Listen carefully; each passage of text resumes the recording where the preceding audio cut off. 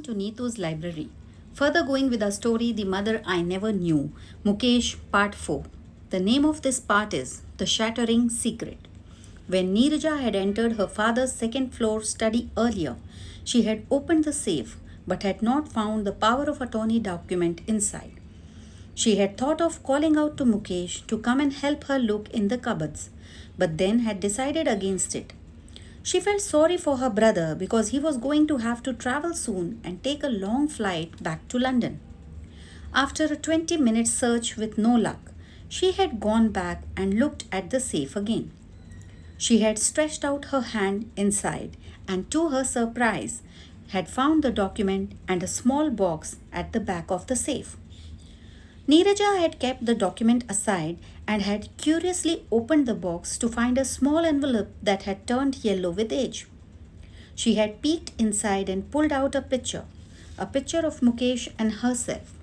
It was a rare childhood photograph that she had never seen before.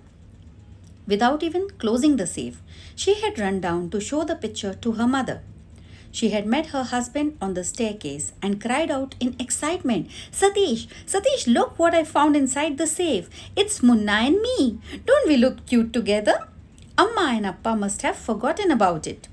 Suddenly, she had remembered that she had left the safe open upstairs. She had told her husband, Here, take this picture down and show it to Amma.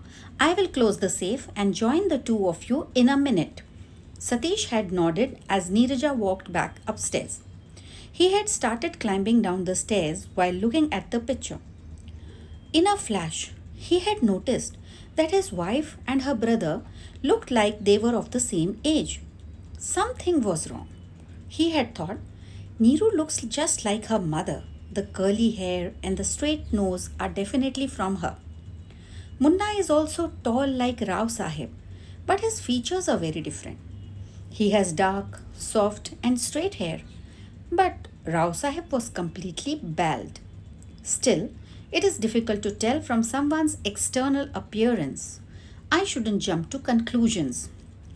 Satish was a smart man and had realized that his mother in law would know the truth. He had gone to Sumati's bedroom and stood near the door. Absent mindedly, he had noticed the photos on her dressing table, one of Mukesh's marriage and other of Neeraja's and his. Sumati was formal with her son-in-law and had been surprised to see him at her door. She had stood up. He had come inside and asked her, When was Munna born? Neeraja had also come in a few seconds behind him. You have been my son-in-law for the past 5 years now. You know when we celebrate Munna's birthday, Sumati had said. That's why I am asking you. Satish had held out the photograph. You took this in Jalna. Sumati had looked at the picture and felt the blood drain right out of her. She had turned pale and asked him, Where did you find this? Neeraja had replied, It was tucked away at the back of Appa's safe in an old envelope. Satish had interrupted. Amma, Neeru's future depends on this. Is Munna not your son? Or is Neeru really not your biological daughter? Sumati had not responded. Neeraja, taken aback, had started crying. Am I not your daughter? Tell me, Amma. Sumati had still not answered the question. She had also begun sobbing.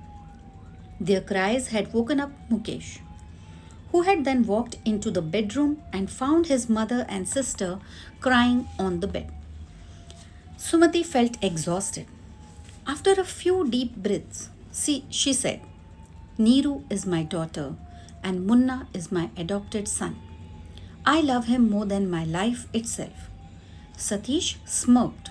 Neeraja could not believe her ears, while Mukesh felt like the earth had just opened up and swallowed him whole.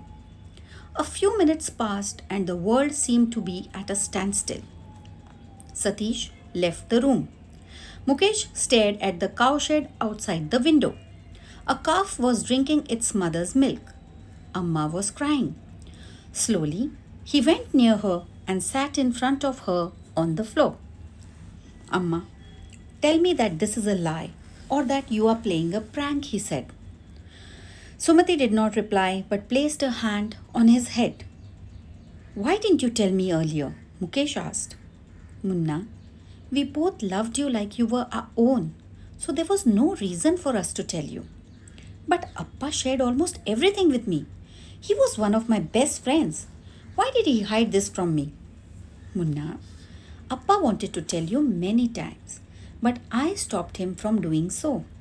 Before he went into coma, he called out your name. He must have felt that you should know what had happened. Mukesh was a little upset. Why didn't you let him tell me the truth? Because of fear. I was scared, Munna. I had heard from many people that once a child learns that he is adopted, he goes in search of his biological parents and forgets about everyone else. I was scared that you would leave and forget about me too. What would I do then? Amma, where did you find me? In an orphanage or in a dustbin? Sumati shook her head. No, not from an orphanage, beta. Neither did we find you in a dustbin. Your mother gave you to me. Who is she? And where is she? Her name is Rupinder Kaur and she lives in Amritsar. Amma, why did she give me away? Am I a Sardar? She sighed. It's a long story. Sumati recounted that Rao Sahib's family was from a village near Kunigal, which was close to Bangalore. Krishna Rao had completed his 10th grade, but due to financial reasons, he could not study further and found a job as an ordinary clerk in the goods division in the railways. He had taken care of getting his 7 sisters married since his father had passed away when he was very young. By the time it was his turn, nobody had wanted to give their daughter to a man who had nothing to offer his wife. Then someone had suggested Sumati's name. She was an orphan who was living with her brother and his family, and they were even poorer than Krishna Rao. Soon they were married in a temple and lived happily in Bangalore. After 15 months of marriage, Sumati became pregnant. At the time of delivery, she was rushed to the government hospital in Bangalore, where she gave birth to Neeru. Due to complications during the delivery, the doctor decided to do an emergency hysterectomy and remove her uterus.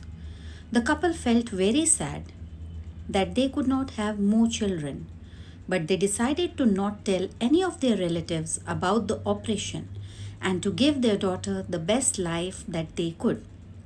Later, when Krishna's mother learnt that the newborn was a girl, she did not even come to see her grandchild despite being in the same city. Instead, she sent a message to Krishna and Sumati that they should have a baby boy the following year. After a few months, Krishna was transferred to Jalna, a railway junction in Maharashtra. The couple was very happy to leave Bangalore because of Krishna's mother's constant taunting. When they reached Jalna, Krishna was allotted a single-roomed house in the railway colony in front of the station. Sumati adjusted easily since she had learned Hindi in school and settled into a routine very quickly. The only problem she had was that of procuring drinking water.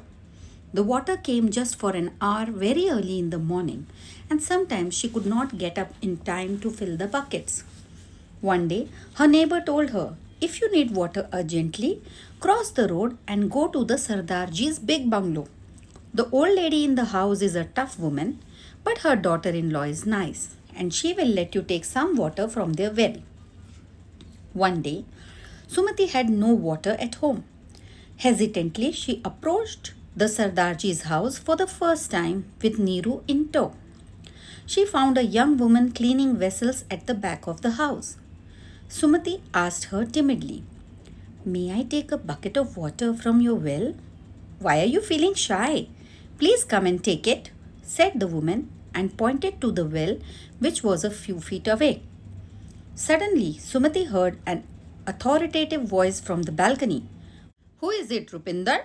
A woman from the railway colony has come with her child. She wants a bucket of water. The old lady said in Punjabi, Okay, give her water. You should never refuse someone asking for water, but tell her not to make it an everyday habit. Sumati did not understand what was being said. Rupinder smiled and said in Hindi, Please feel free to take water whenever you want. While she was pulling the bucket of water out from the well, Neeru stood behind her mother, holding the pallu of her sari. Rupinder asked, Is she your daughter? Yes. Do you have children too? One son. Just then, a young boy, a little shorter than Neeru, came out from the bushes with a piece of chapati in his hand. Rupinder smiled. He is my son. The boy felt awkward in front of the unexpected visitors and ran to his mother's side. Neeru was holding a laddu in her hand and immediately went to him and gave him half of it. At first, the boy was hesitant to take it. Sumati encouraged him. Take it, beta. She is your akka. What does akka mean? In our language, it means elder sister, said Sumati. What's your name, beta? I am Munna, the boy said. Neeru repeated, Munna? Amma, I am that boy? Am I not? Mukesh's voice brought Sumati back to the present. Yes, Munna. Isn't that why I call you Amma and Neeru Akka? With tears in their eyes, Neeraja and Mukesh looked at each other.